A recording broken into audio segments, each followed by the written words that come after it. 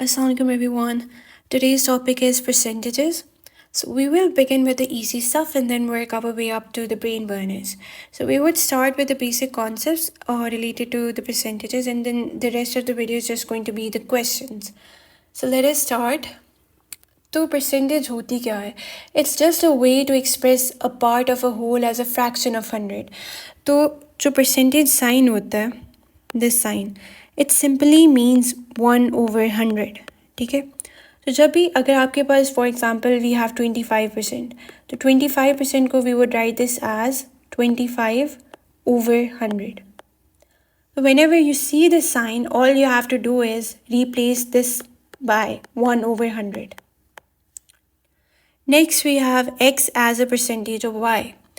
अब बहुत से questions में you are asked to express one quantity as a percentage of other, then how would you do that?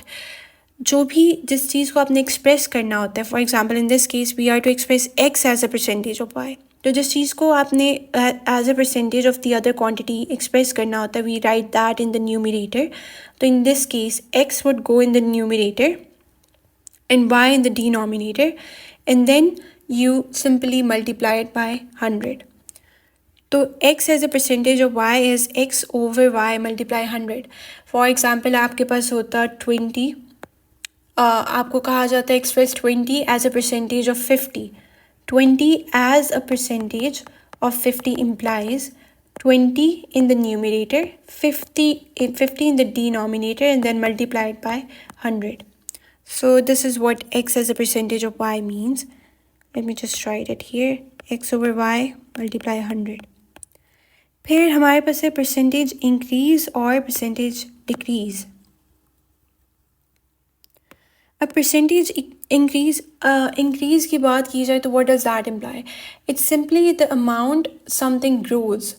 And percentage increase is the amount something grows expressed as a percentage of the original value. For example, आपके पास कोई भी value है 50, ठीक है? पहले वो 50 थी और 50 के बाद वो 70 हो गई है. तो इसमें change कितना आ रहा है? That is 70 minus 50, 20 change आ रहा है. ठीक है? अब हमने percentage इंक्रीज फाइंड करना है, तो उसमें हम क्या करते हैं, उसका फॉर्मूला होता है increase divided by your original amount and then multiplied by 100. अब यहाँ पे 50 से वो 70 ये वैल्यू हो रही है, तो इसमें इंक्रीज कितना है 20, और जो ओरिजिनल वैल्यू होती है हमेशा डिनोमिनेटर में जो ओरिजिनल वैल्यू होती है वो जाती है. तो यहाँ पे हमारे पास आ जाएगा 50 मल्टीप्लाई 100. इस तरह से हमें परसेंटेज इंक्रीज़ मिल जाता है.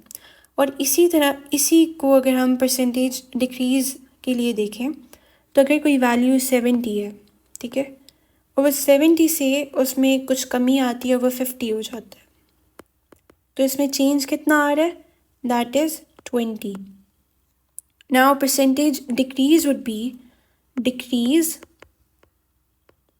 divided by the original value and then multiplied by 100. अब decrease is 20,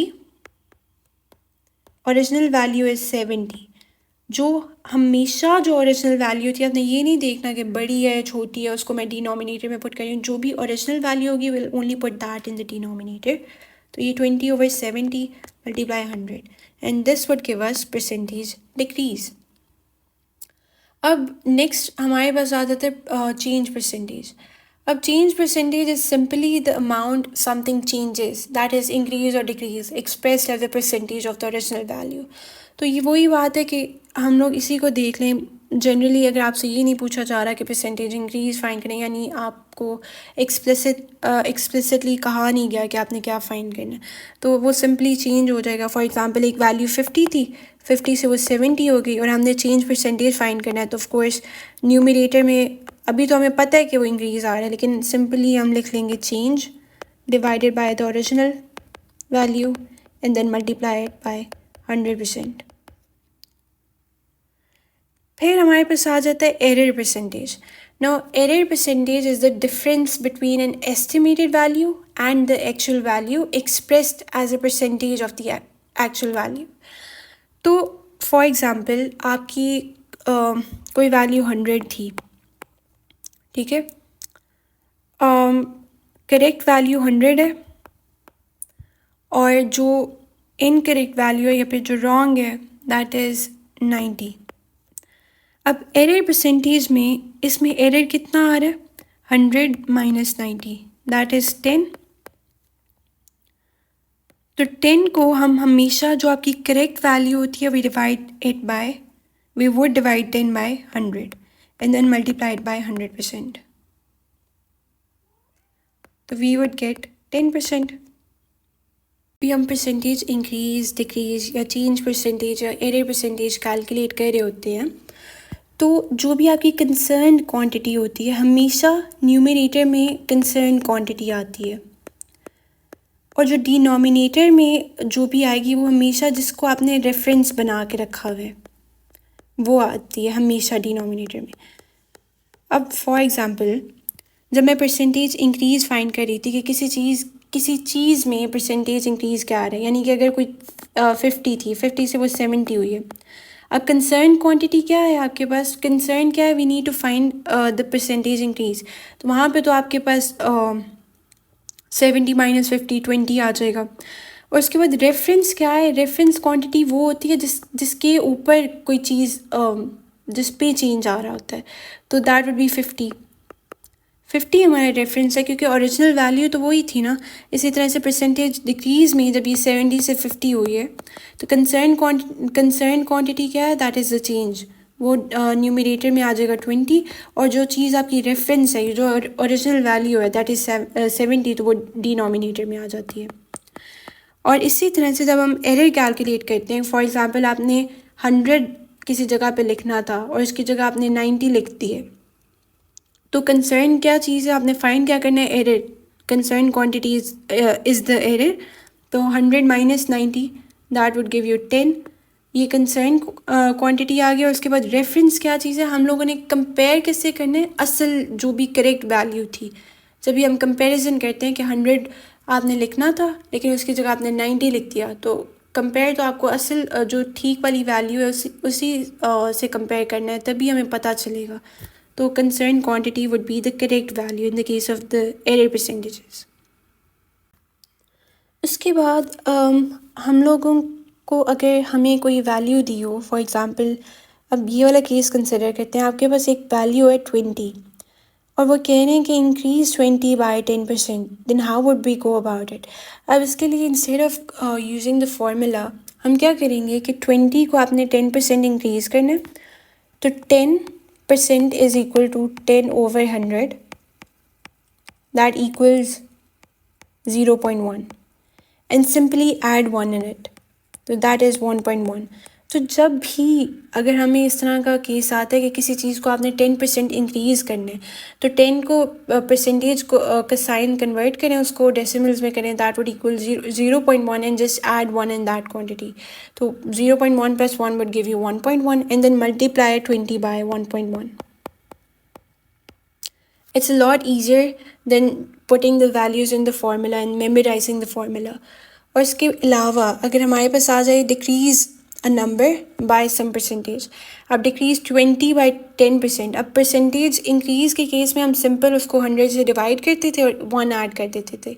whereas in the case of percentage decrease हम क्या करेंगे कि सबसे पहले तो इस 10 को आपने 100 से सब्ट्रैक्ट करना. स्टेप 1 में 100 माइनस 10 दैट इक्वल्स 90%.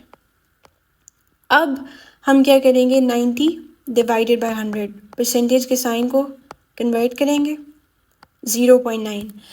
अब हम लोग इसमें कुछ ऐड या कुछ और नहीं करेंगे, सिंपल यू मल्टीप्लाई 20 बाय 0.9. तो यहाँ से हमें 20 डिक्रीज हो जाएगा 10%. तो whenever we are asked to increase a number by some percentage, what we would do is कि उस percentage को पहले तो convert करें, you would get 0.1 and then just add 1 in it. कोई भी percentage है सिर्फ उसमें 1 ऐड करना. For example you get increase 20 by 30%. तो 30 को we will convert first. 30 over 100 gives you 0.3 and then just add 1 in it. That would give you 1.3. और जब भी परसेंटेज डिक्रीज़ की बात आती है, decrease a number by some percentage, तो सबसे पहले तो उस परसेंटेज को जो भी आपके पास गिवन है 100 से उसे सब्ट्रैक्ट करना है। 100 माइनस 10 गिव्स यू 90, और उसके बाद परसेंटेज के साइन को कन्वर्ट करना है, 0.9 आ जाएगा, and simply multiply it with the number. I agree, it does seem a bit tricky at first, but when you would get used to it, you would find it a lot easier than using the formulas. Now we have a few questions related to percentages. So we would start with relatively easier questions and then hop on to the more difficult ones. So the first question is, what percent of 25 is 5? We need to convert this statement into an equation. And how would we do it? What, जब भी हमें what लिखा हुआ नज़र आता है ना, तो वॉट जो वही क्वांटिटी होती है जो आपने फाइंड करनी होती है, अननोन क्वांटिटी. तो इसको हम हमेशा किसी वेरिएबल से रिप्लेस कर सकते हैं. इट कैन बी ABC और any variable. I usually go with x. तो वॉट को आपने एक्स से रिप्लेस कर दिया, उसके बाद परसेंटेज का सिंबल लिख दिया. और जब भी हमें ऑफ मिलता है ना, ऑफ को हमेशा हमने मल्टीप्लिकेशन के सिंबल से रिप्लेस करना होता है. तो x% of, next we have 25 is को we would always replace it with equal to sign, equal 5.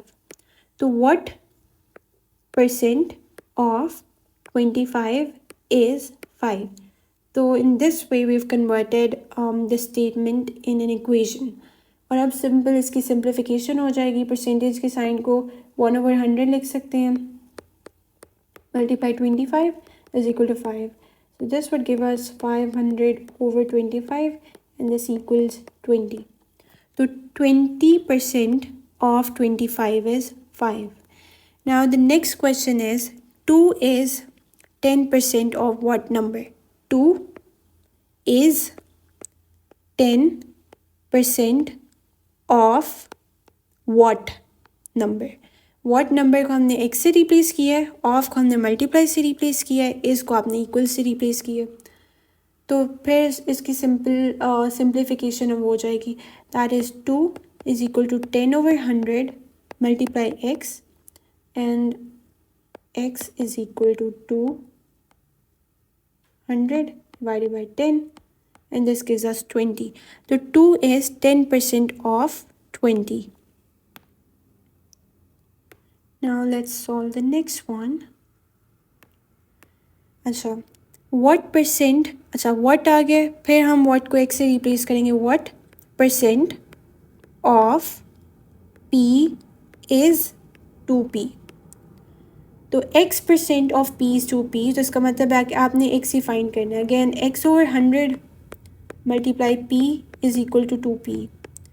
This gives us 2p multiply 100 divided by p. तो x क्या आ जाएगा, 200. तो 200% of p is 2p. Now the next question is,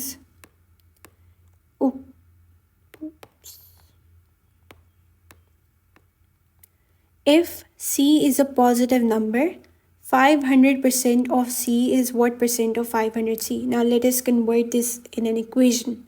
500% of c is what को x से replace करेंगे, what percent of 500c?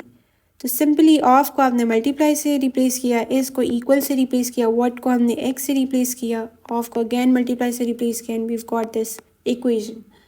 अब इसकी simplification होगी सिर्फ 500c/100 is equal to x/100 multiply 500c. ये हम कैंसिल कर देते हैं, तो x की वैल्यू निकल आएगी 100/100. That equals 1. So if c is a positive number, 500% of c is 1% of 500c. Then the next question says, if 15% of a number is 4.5, then 45% of the same number is 15% of a number, 15% of a number जो हमें नहीं पता, तो again ये हम assume कर लेते हैं it is x। 15% of a number is 4.5। तो सबसे पहले तो हमने x की वैल्यू यहाँ पे कैलकुलेट कर लेनी है, that will be 15/100 multiply x is equal to 4.5 and this gives us 4.5 multiply 100 equals 450 and then divided by 15, x की वैल्यू आ जाती है 30। अच्छा, now it has two parts. If 15% of a number is 4.5, यानी 15% of 30 is 4.5, then 45% of the same number is, अब ये जो आपने number calculate की है इसका हमने 45% कैलकुलेट करना है, तो 45% ऑफ 30 इज़ what? सिंपल इसको सॉल्व कर लेंगे, 0.45 मल्टीप्लाई 30 gives us 13.5, तो 45% of the same number is 13.5. Next we have another question. If 25 students took an exam and 4 of them failed, what percent of them passed? Total students हैं और 25 students हैं जिन्होंने exam, total 25 students जिन्होंने exam दी है, उनमें से 4 जो हैं वो फेल कर गए, ठीक है। फेल कितने हो गए? 25 में से 4 फेल कर गए, तो इसका मतलब है पास कितने होंगे? 25 माइनस 4, जो रिमेनिंग स्टूडेंट्स होंगे ऑफ कोर्स वही पास होंगे, तो फिर 21 स्टूडेंट्स पास्ड द एग्ज़ाम, ठीक है। Now the question says what percent of them passed, what percent of the total students passed? 21 out of 25 students passed. So this gives us 2100 divided by 25, that equals 84%. तो इस तरह का जब भी question आता है ना, for example what percent of the students passed, what percent of the total students, 20 आपके पास टोटल स्टूडेंट्स कितने थे? 25, दिन में से 25 के में से 21 स्टूडेंट्स जो थे जिन्होंने ये एग्ज़ाम पास किए, तो 21 divided by the total students and then multiplied by 100 and you would get there 84%. फिर the next question says in a company with 180 employees, 108 of the employees are female, what percent of the employees are male? Total employees हैं 180 और females हैं 108, तो males होंगे 180 minus 108 and this gives us 180 minus 108 72, तो 72 males हो गए. What percent of the employees are male? अब 72 आपके पास male, there are 72 males and their total 180 employees, and simply multiplied by 100, this gives us 7200 divided by 180. 40% of the employees are male. तो इसी question में हमारी concern quantity क्या थी कि हम लोगों ने बताना था कि मेल कितने, और रेफरेंस क्वांटिटी क्या है? What percent of the employees. Reference हमारी ये क्वांटिटी है ना, मतलब टोटल एम्प्लॉयज़ है, तो हमेशा हम कंसर्न क्वांटिटी को डिवाइड करते हैं रेफरेंस से and then we multiplied by 100. तो कंसर्न क्वांटिटी हमने फाइंड क्या चीज़ करनी थी? वो मेल से, और रेफरेंस क्वांटिटी क्या है कि टोटल एम्प्लॉयज़ कितने हैं, तो वो आपने डिनोमिनेटर में लिखा और उसको multiply 100.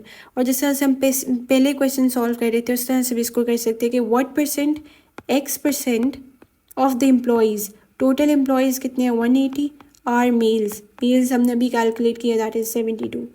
So this would equal x/100 multiply 180 is equal to 72 and x is equal to 7200 divided by 180. You would get the same answer, 40%.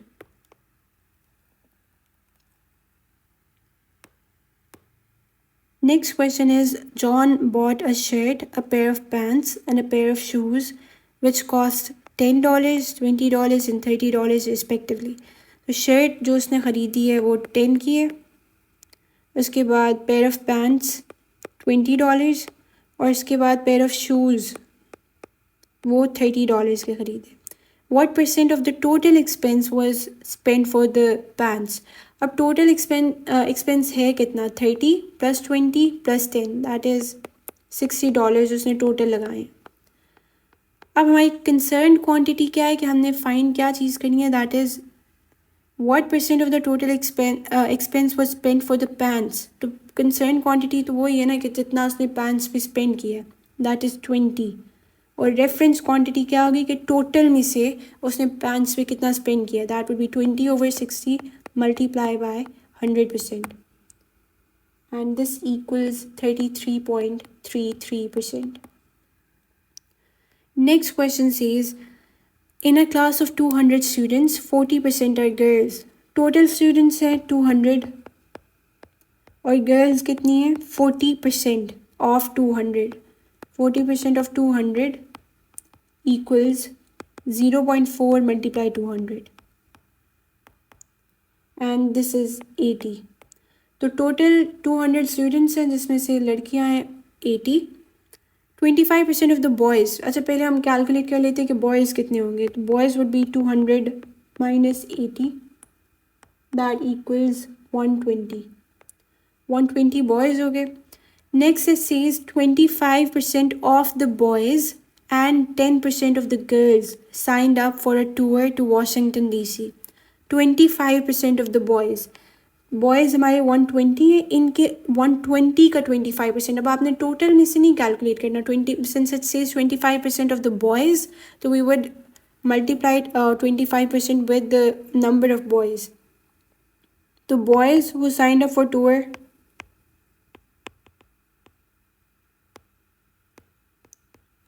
that would be 25% of 120 and that equals 30 and 10% of the girls signed up for a tour।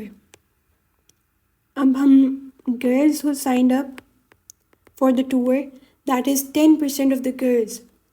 10% of 10% of 80 and this equals 8।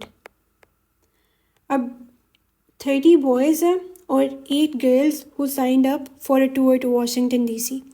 Now the question says what percent of the class signed up for the tour। तो हम लोगों ने बताना है कि total जितने बच्चों ने टूर के लिए साइन अप किया था। 30 girls signed up for the tour and 30 boys signed up for the tour and 8 girls signed up for the tour। तो टोटल क्या होगा 30 plus 8 38 students signed up for the tour. और अब हमारी कंसर्न क्वांटिटी क्या थी कि जितने बच्चों ने टूर के लिए साइन अप किया था वो कंसर्न क्वांटिटी होगी 38 और टोटल स्टूडेंट्स कितने हैं that is 200 and simply multiplied by 100 and you would get 19%। This is your answer. Next we have questions related to percentage increase and decrease.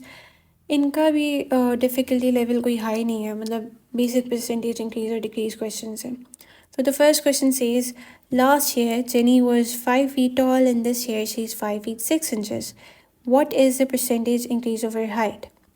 अच्छा सबसे पहले तो हमें जब भी हम क्वेश्चन से इस तरह के क्वेश्चन से डील कर रहे होते हैं तो we have to make sure that the unit of measurement जो हर जगह पे इट्स द सेम। तो यहाँ पे इफ़ इट्स 5 फीट और यहाँ पे 5 फीट 6 इंचज़ है तो हम इस 6 इंचज़ को भी फीट में कन्वर्ट कर लेते हैं या फिर आप फीट को इंचज़ में कन्वर्ट कर सकते हैं। यहाँ पे सिर्फ एक जगह पे कन्वर्ट करना पड़ेगा तो it's better to convert inches and feet. तो we know that 1 foot is equal to 12 inches. तो 6 इंचज़ जो होंगे दैट वुड बी 0.5 फुट। तो इस तरह से last year she was 5 feet tall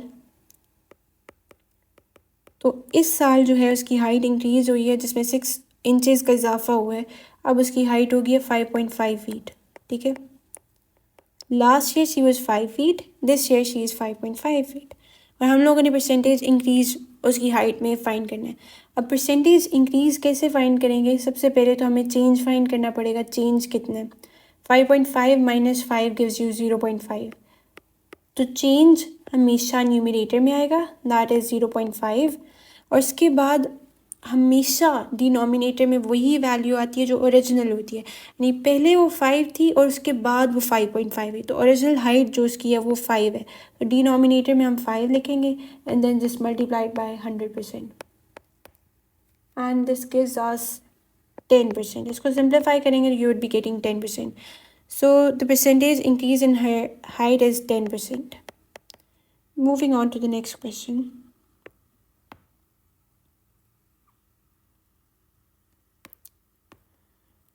Now, a town has a population growth rate of 10% per year. The population in 1990 was 2000.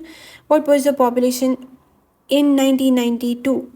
अच्छा, 1990 की population हमें given है that 1990 में population थी 2000 और वो कह रहे हैं कि हर साल जो है 10% इंक्रीज़ आता है population में, ठीक है. तो 1991 में फिर पॉपुलेशन में 10% इंक्रीज़ आएगा. दैट वुड बी, जैसे हमने किया था 10% परसेंटेज को पहले जो डेसिमल्स में कन्वर्ट करेंगे we would get 0.1 and then just add 1 in it, तो 1.1 आ जाएगा and then multiply it with your quantity. तो 10% इंक्रीज इन 2000 इज़ 1.1 मल्टीप्लाई 2000, ठीक है. और इसका आंसर आ जाता है 2200. उसके बाद हमने क्या बताना है, what was the population in 1992. तो 1992 में फिर आपके पास 10% इंक्रीज़ आ रहा है, तो 2200 को वी विल मल्टीप्लाई बाय 1.1, तो दिस गिव्स अस 2420. तो पॉपुलेशन इन 1992 वुड बी 2420. एक पॉपुलेशन गिवन थी 2000, उसमें हमने 10% इंक्रीज़ लाया, उससे हमारी वैल्यू आई 2200. उसके बाद दोबारा 10% उसमें इंक्रीज़ आया जिससे वैल्यू होगी 2420. तो सिर्फ हमें ये पता होना चाहिए कि इंक्रीज़ का मतलब क्या है, कि अगर 10% इंक्रीज़ आ रहा है तो हम उसे कैसे लिखेंगे. Next question says from 1989 to 1990 the number of applicants to a college increased 15% to 5060. How many applicants were there in 1989? अब 1989 से लेके 1990 में कॉलेज एप्लीकेंट्स जो थे उनमें इजाफा आया 15% का, और इजाफा आने के बाद 15% इजाफा आने के बाद वैल्यू आ गई 5060. तो हम अस्यूम कर लेते हैं कि आपके पास एक्स नंबर ऑफ़ एप्लीकेंट्स थे. अब पहले हमारे पास एक्स नंबर ऑफ़ एप्लीकेंट्स थे, फिर क्या हुआ कि एक्स में 15% इंक्रीज़ आया. That would equal 15 divided by 100, 0.15, add 1 in it 1.15 x.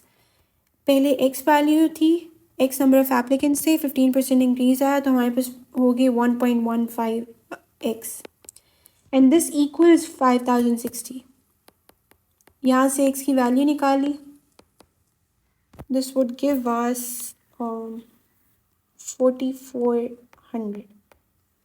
How many applicants were there in 1989? तो 1989 में हमारे पास 400 applicants थे 1989 में. तो हम लोगों ने assume ऐसे किया, शुरू ही यहाँ से किया कि 1989 में हमारे पास x applicants थे, उसके बाद उन्हें 15% इजाफा आया तो 1.15 x हो गया, और उन्होंने हमें गिवन है कि वो 1.15x would equal 5060, यानी इंक्रीज़ के बाद जो वैल्यू आई वो 5060 थी. Next is if an index increases by 15% and then falls by 15%, will it return to its original value. Let's check it. कोई भी आपके पास लेट्स से एक्स वैल्यू है, उसमें 15% इंक्रीज़ आता है तो ये वैल्यू क्या बन जाएगी 1.15x. फिर देन फॉल्स बाय 15% और उसके बाद फिर 15% डिक्रीज़ आता है. अब डिक्रीज़ के लिए हमने क्या कहा था कि वी वुड फर्स्ट सब्ट्रैक्ट, जो भी परसेंटेज है आपको 100 में से उसको सब्ट्रैक्ट करेंगे तो we would get 100 minus 15 gives you 85 and then इसका हम परसेंटेज को कन्वर्ट कर देंगे डेसिमल्स में तो वी विल गेट 0.85. तो पहले तो 15% इंक्रीज़ आया, उससे हमारी वैल्यू बन गई 1.15x. उसके बाद 15% उसमें डिक्रीज़ आया है तो वैल्यू क्या बन जाएगी 0.85 मल्टीप्लाई आवर ये जो भी हमारी वैल्यू है वो 1.15x है एंड दिस इक्वल्स 0.9775. तो ओरिजिनल वैल्यू थी x, पहले 15% इंक्रीज़ आया तो 1.15x आई, 15% डिक्रीज़ आया तो 0.9775x। 0.9775x is not equal to x. This implies no, it would not return to its original value. तो अगर हम कभी भी ऐसे सॉल्व नहीं करेंगे क्वेश्चन के, अगर आपको दिखा जाए कि किसी चीज़ में 15% इंक्रीज़ आया तो 15% डिक्रीज़ आया, तो आप कहें कि 15 कैंसिल हो गया तो value would return to its original value.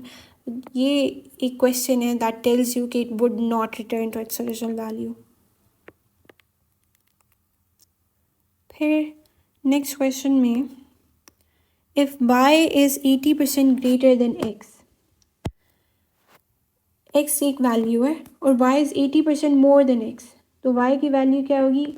80% more than x implies 1.8x, ठीक है। Then x is what percent less than y, x is what percent less than y, यानी कि परसेंटेज डिक्रीज फाइंड करना हमने, ठीक है। परसेंटेज डिक्रीज और जो रेफरेंस परसेंटेज डिक्रीज तो सिंपल हो जाएगा 1.8x माइनस एक्स, और रेफरेंस क्वांटिटी क्या है? Less than y. जो भी चीज़ देन के बाद आएगी ना, ये भी क्वेश्चंस में होता है कि जब भी देन के बाद जो भी वैल्यू आती है, क्योंकि हम किससे रेफ़र कर रहे हैं? वाई से, कंपेयर हम वाई से कर रहे हैं, तो जो आपकी रेफरेंस क्वांटिटी है दैट इज़ वाई, तो we would put y in the denominator and then multiplied by 100%। तो 1.8x माइनस एक्स, वाई की वैल्यू is 1.8 multiplied by 100%, and this gives us, इसको सिंप्लीफाई करेंगे तो वी विल बी गेटिंग 44.4%। तो x is 44% less than y. Next question states, Hulk mistakenly divided a number by 2 instead of multiplying it by 2. Find the percentage of error. अब आपके पास कोई भी number था, फॉर एग्ज़ाम्पल कोई भी number हम अस्यूम कर सकते हैं, we don't necessarily have to go with x. For example आपके पास कोई नंबर था 100, ठीक है, 100 था, और उसने उसे करेक्ट वैल्यू क्या होनी चाहिए थी कि 100 मल्टीप्लाई बाई 2, दैट गिव्स अस 200, लेकिन इंस्टेड ही डिवाइडेड 100 बाई 2, तो जो रॉन्ग वैल्यू है that is 100 divided by 2 which is 50। अब चेंज वाली एरर वाले क्वेश्चंस में हमने क्या डिस्कस किया था? That it would be error divided by the correct value and then multiplied by 100%। Error क्या है? 200 minus 50 that is 150, correct value is 200 and then multiplied by 100%, and this equals 75%. So the percentage of error, that is 75. Next question says, after receiving a 25% discount, Sue paid $180 for a lawnmower. What is the original price of the lawnmower before the discount? So, अब after receiving a 25% discount, यानी आपके पास कोई price थी x जिसमें 25% कमी आई। Discount का यही मतलब है ना कि कमी आती है, तो कोई प्राइस x थी, उसमें 25% कमी आई, और कमी आने के बाद शी पेड $180 फॉर इट। तो x प्राइस थी, 25% discount would equal 100 minus 25 that is 75, और then convert it in decimals will be getting 0.75। तो जब वैल्यू आपके पास होगी 0.75x, तो शी पेड 180, तो this gives us x is equal to 180 divided by 0.75 and this equals 240, ठीक है। तो ओरिजिनल प्राइस 240 थी, ठीक है। 240 में 25% जब कमी आई तो उसकी वैल्यू होगी 180 जो कि उसने पे की थी। अच्छा, अब हमारे पास एक क्वेश्चन है that says, on a test consisting of 80 questions, Eve answered 75% of the first 60 questions correctly. हम साथ साथ इसको सॉल्व करते जाते हैं, ठीक है। टोटल कितने क्वेश्चंस हैं? 80 questions, and Eve answered 75% of the first 60 questions correctly. तो जो पहले 60 क्वेश्चंस है ना, out of the first 60 questions, She answered 75% of the first 60 questions correctly. That is 0.75 multiply 60. That gives us 45. Next it says what percent of the other 20 questions does she need to answer correctly for her grade on the entire exam to be 80%. अब पहले 60 में से तो उसने 45 ठीक दे दिए। अब वो कह रहे हैं कि जो बाकी 20 क्वेश्चंस हैं उनमें से वो कितने क्वेश्चंस सही सॉल्व कर दे कि उसका इंटायर ग्रेड जो है वो 80% हो जाए। पहले तो हमें पता करना होगा कि 80% ग्रेड आएगा कब, मतलब कितने क्वेश्चंस ठीक हो। तो that would B 80% of 80 and this equals 64. तो इसका मतलब है कि she needs to get 64 questions correct. 45 उसके ठीक हो गए और उसको 64 टोटल करेक्ट चाहिए। तो 64 minus 45 gives us, we calculate it, 64 minus 45, this equals 19. तो इसका मतलब है कि उससे remaining 19 questions ठीक होंगे and only then she would be able to achieve this grade 80%. तो what percent of the other 20 questions, यानी 19 out of total 20 questions multiply 100%. This equals 1900 divided by 20, that is 95%. 95% of the other 20 questions उसे ठीक लाने पड़ेंगे in order to get 80% overall. तो इस तरह के क्वेश्चंस में हमेशा हमें पहले चेक करना होता है कि ओवरऑल 80% बनता कितना है टोटल का। तो टोटल ऑफ 80% ऑफ टोटल है 64, यानी 64 क्वेश्चंस अगर ठीक होंगे तब उसे 80% मिलेगा। पहले 45 तो उसने ठीक कर लिए, फिर हमें रिमेनिंग 64 माइनस 45 से हमें पता चला कि उसे और 19 ठीक करने चाहिए। तो 19 out of 20 multiply 100% gives you your answer. So, we have another question that says, at Bernie's bargain basement, everything is sold for 20% less than the marked price. If Bernie buys radios for $80, what price should he mark them if he wants to make a 20% profit on his cost? यानी कि उसकी हर जो भी mark price होती है ना, जो भी वो चीज़ बेचता है 20% लेस देन मार्क प्राइस। यानी कि अगर उसकी मार्क प्राइस x है तो वो उस चीज़ को 20% less than x would equal 0.8x। 100 minus 20 80 and then divided by 100, तो 0.8x में वो बेचता है। अब वो कह रहे हैं कि he is bought radios for $80, उसने ख़रीदे हैं प्राइस, बॉट प्राइस लिख देते हैं इसको, इज बॉट देम फॉर $80। अब $80 के उसने ख़रीदे हैं। अब वो कह रहे हैं कि वो क्या प्राइस मार्क करे कि उसको इस कॉस्ट पे 20% प्रॉफिट हो। पहले तो हमें चेक करना पड़ेगा कि 20% प्रॉफिट होगा कितना इस प्राइस पे। तो 20% profit on 80 would be 80 multiply 1.2, that equals 90। Profit का यही मतलब है ना कि उसमें 20% इंक्रीज़ आ रहा है। तो प्रॉफिट होगा 20% profit would be 1.2 multiply 80 and that gives अस 96। तो अब 96 वैल्यू आ गई है, तो हमें क्या फाइंड करना है कि हमें what price should he mark them if he wants to make a 20% profit on his cost. तो अब वो क्या मार्क करे कि उसे 96 मिल जाए, मतलब उसे फाइनल वैल्यू जो उसके पास प्रॉफिट आए जिससे उसकी वैल्यू 96 बन जाए।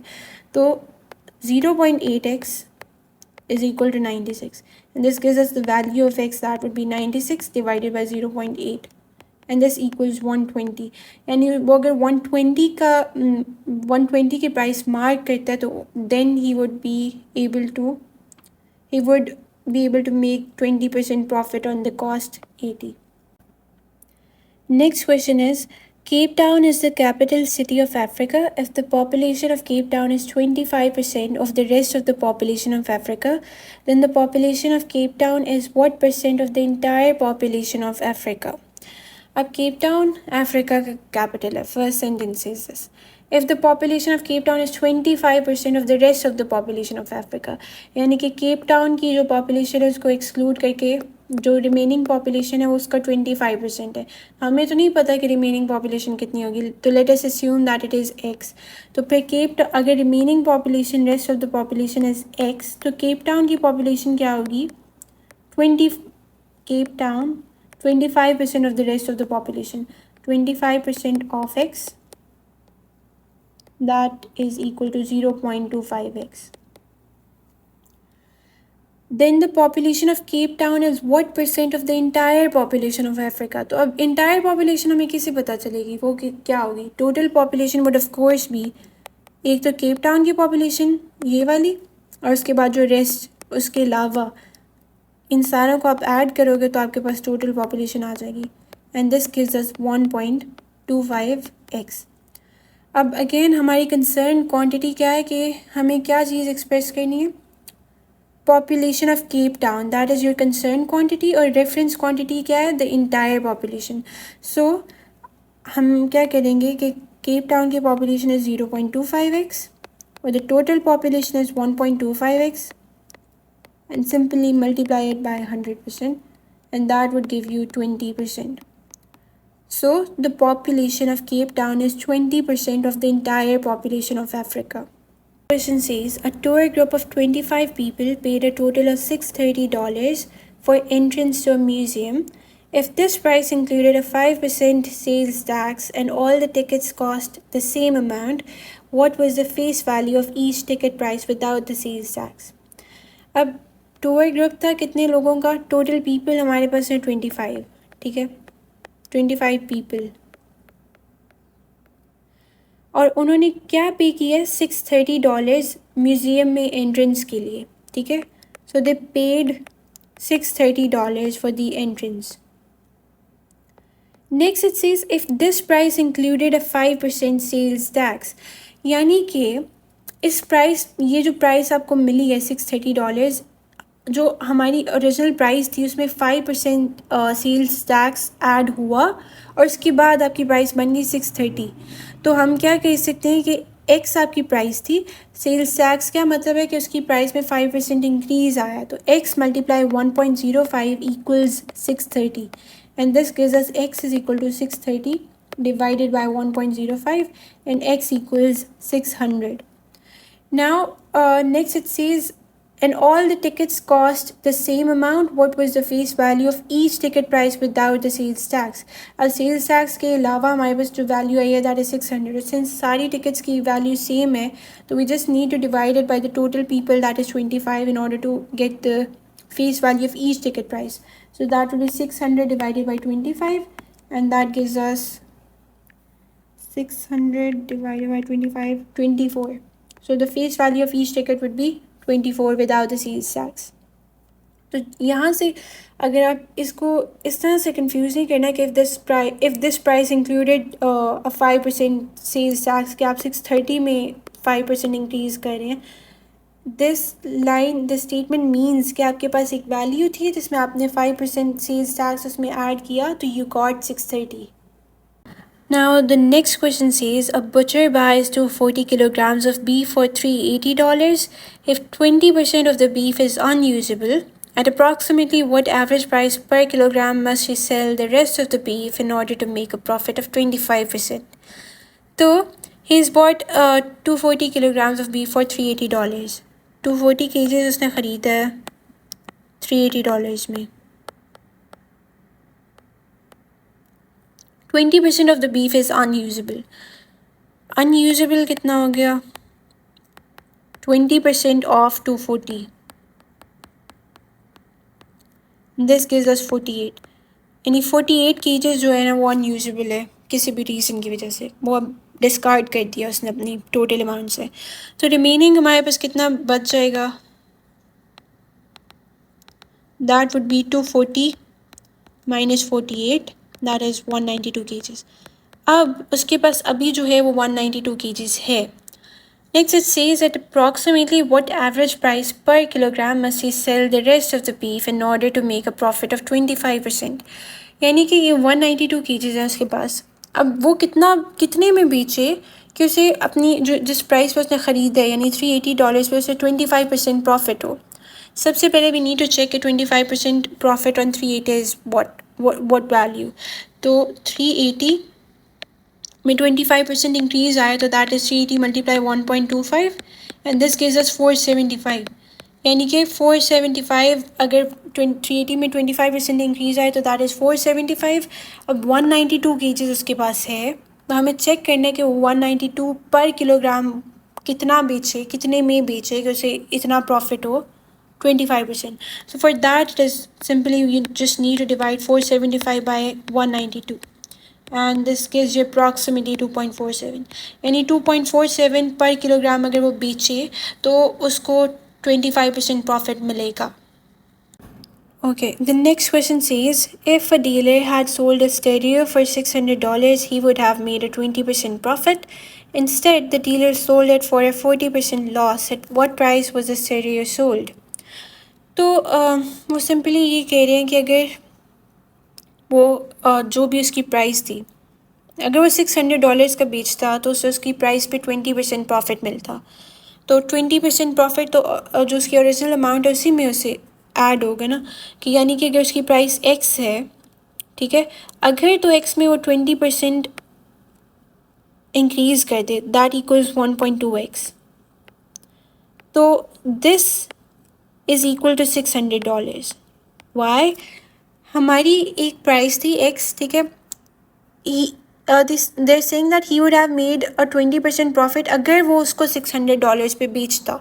तो कोई आपकी प्राइस है x, उसमें आपने पहले 20% इंक्रीज लाया, 1.2x मिली, तो दैट इक्वल 600. और यहाँ से आप x की वैल्यू कैलकुलेट कर सकते हैं. That would B 600 divided by 1.2 and this gives अस 500. यानी वो 500 की प्राइस थी उसकी, मतलब ओरिजिनल प्राइस 500 थी, उसके बाद उसमें 20% प्रॉफिट आया. अगर वो 20% प्रॉफिट के बाद बेचता तो वो 600 के इक्वल होता. Next they're saying that instead the dealer sold it for a 40% loss. लेकिन अब उसने 20% प्रॉफिट के बजाय उसने उसको 40% लॉस में बेचा है. अब प्राइस आपके पास 500 है, दैट इज़ गिवन, हम लोगों ने कैलकुलेट कर ली है. 40% लॉस ऑन 500 यानी 40% डिक्रीज आया 5% में. 100 minus 40 gives you 60. 60 divided by 100 gives you 0.6. So that would equal 500 multiply 0.6 is equal to 300. So at what price was the stereo sold? It was sold at $300. Now the next question says, a small pool filled only with water will require an additional 300 gallons of water in order to be filled to 80% of its capacity. Let us assume कि इसकी capacity जो है वो C है, ठीक है. Now they're saying कि एक पूल है जिसमें सिर्फ 300 gallons of water जब आप डालेंगे तो 80% of capacity जो है तब वहाँ तक वो fill हो जाएगी. यानी कि उसके अंदर पहले X amount of water है पहले, और उसके अंदर एडिशनल 300, यानी उसमें जब आप 300 ऐड करेंगे तो that would equal 80% of its capacity, यानी 0.8 C. Next it says if pumping in these additional 300 gallons of water will increase the amount of water in the pool by 30%. अब पहले हमारे पास x पानी था उसके अंदर, उसमें जब आपने 300 gallons ऐड किए तो they are saying that this would increase the amount of water in pool by 30%. तो पहले तो उसके अंदर x अमाउंट थी पानी, x पानी था उसके अंदर. जब आपने 300 gallons डाले तो जो x है उसमें 30% इंक्रीज आया, तो दैट इज़ 1.3x. यहाँ से हम x की वैल्यू कैलकुलेट कर लेंगे. That would give us 0.3x is equal to 300 and x equals 1000. अब क्वेश्चन में पूछा क्या जा रहा है कि what is the total capacity of the pool in gallons. Capacity सिर्फ यहाँ पे x की वैल्यू पुट करें, 1000 plus 300 is equal to 0.8 C, और इसको सिंप्लीफाई करें, C is equal to 1300 divided by 0.8 and that equals 1625.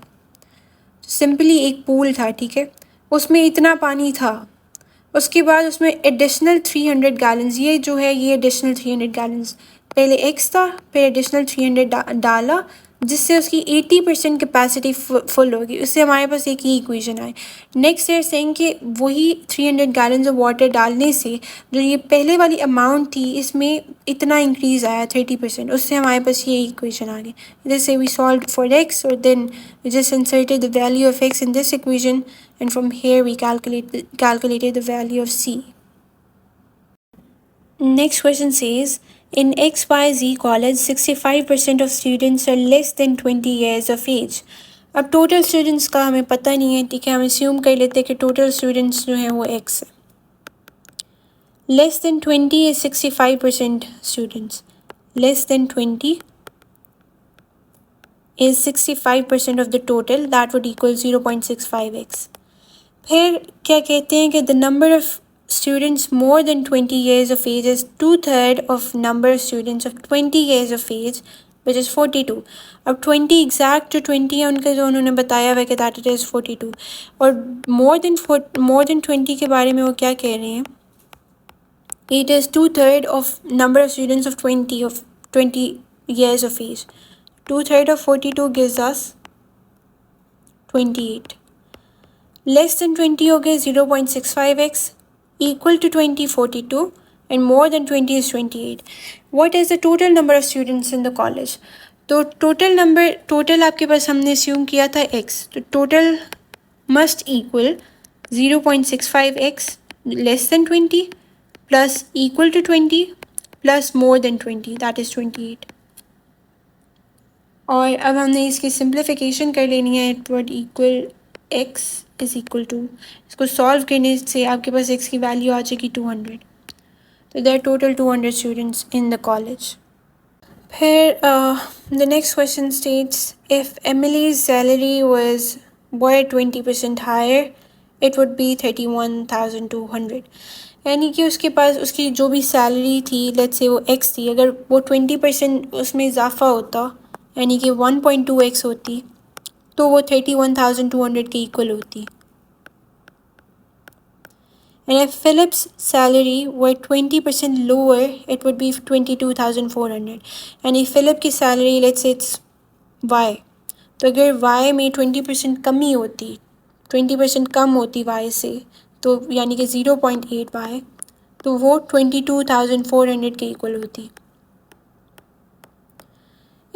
Next it says Philip's salary is what percent greater than Emily's. अब कंसर्न क्वांटिटी क्या है, हम लोगों ने चेंज फाइंड करना है ना. बेसिकली फिलिप की सैलरी इससे एमिली की सैलरी से कितनी ज़्यादा है, तो वो तो किससे हमें मिलेगा कि हम before we need to calculate the value, x और वाई की वैल्यू क्या आएगी. X would be 31,200 divided by 1.2, that gives us 26,000, और वाई की कैलकुलेशन से वी गेट 28,000. तो अब हमें इन दोनों को सब्ट्रैक्ट कर लेते हैं. 28,000 माइनस 26,000, और जो रेफरेंस क्वांटिटी क्या है, Philip's salary is what percent greater than Emily's. तो एमिली की जो सैलरी है उससे हम कंपेयर कर रहे हैं, तो डिनोमिनेटर में एमिली की सैलरी आएगी, that is 26,000, and then we would multiply by 100, और इसको सिंप्लीफाई करने के बाद वी वुड गेट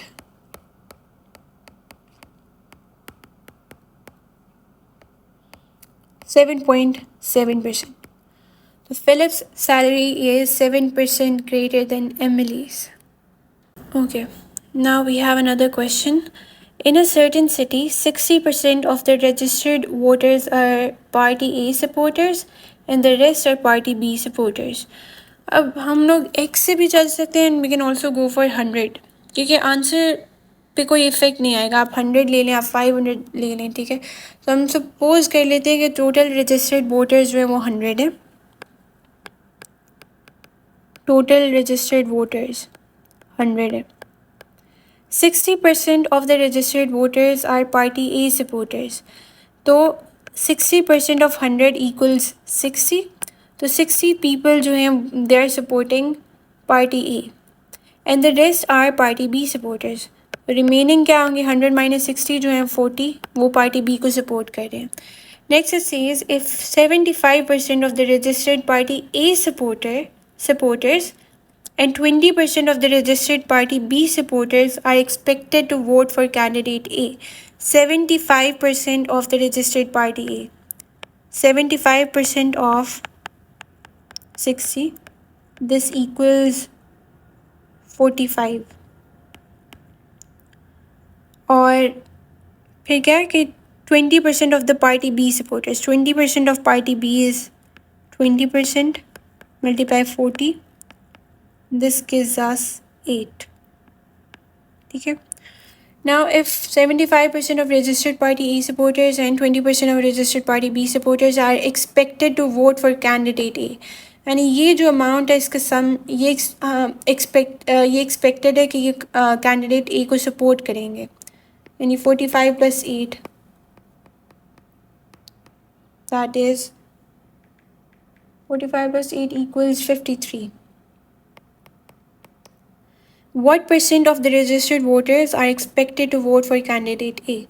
तो हमारी कंसर्न क्वांटिटी क्या है जो कि कैंडिडेट ए को सपोर्ट कर रहे हैं, दैट इज़ 53, और reference is the registered voters, that is 100, multiply by 100%, this gives 53. So 53% of the registered voters are expected to vote for candidate A. Now the last question says, Jennifer has 40% more stamps than Peter. However, if she gives 45 of her stamps to Peter, then Peter will have 10% more stamps than Jennifer. How many stamps did Jennifer begin with? तो Peter के stamps के बारे में उन्होंने बताया तो नहीं है कितने, तो हम अस्यूम कर लेते हैं कि पीटर के पास x स्टैम्प्स हैं and Jennifer has 40% more stamps than Peter. Jennifer would have 1.4x stamps. Next, if she gives 45 of her stamps to Peter. अब जेनिफर ने अपने स्टैम्प्स में से 45 पीटर को दे दिए, तो जेनिफर के पास रिमेनिंग स्टैम्प्स कितने होंगे? 1.4x - 45. और अब जो करंट स्टैम्प्स पीटर के पास होंगे वो होंगे x + 45. ये जेनिफर की वैल्यू में से 45 निकल गया और पीटर में हमने ऐड कर दिया. By doing so, Peter will have 10% more stamps than Jennifer. अब Peter के stamps अब कितने हैं हमारे पास? x + 45. So they're saying that x + 45 is 10% more than the stamps that Jennifer has. तो 1.1 multiply 1.4x - 45. और इसको हम सिंप्लीफाई करेंगे तो we would get 175. अब question says how many stamps did Jennifer begin with. अब x तो किसकी वैल्यू है? पीटर की, मतलब पीटर के पास शुरू में 175 स्टैम्प्स है, तो जेनिफर के पास कितने होंगे शुरू में देने से पहले? 1.4 × 175 एंड दिस गिव्स अस 245. तो she had 245 stamps in the beginning, जिसमें से उसने 45 पीटर को दे दिए थे.